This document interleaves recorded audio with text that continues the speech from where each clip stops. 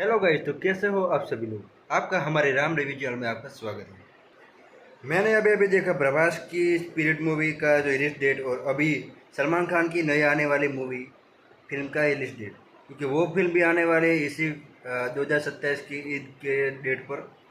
लेकिन हमें देखना यह होगा कि क्या ये सलार डंकी की तरह सलार को जीतना पड़ा था वैसे यहाँ स्पिरिट जीतेगी या नहीं, क्योंकि सामने सलमान खान है जो कि उनकी फिल्म में बहुत ज़्यादा पीड़ती हुई है।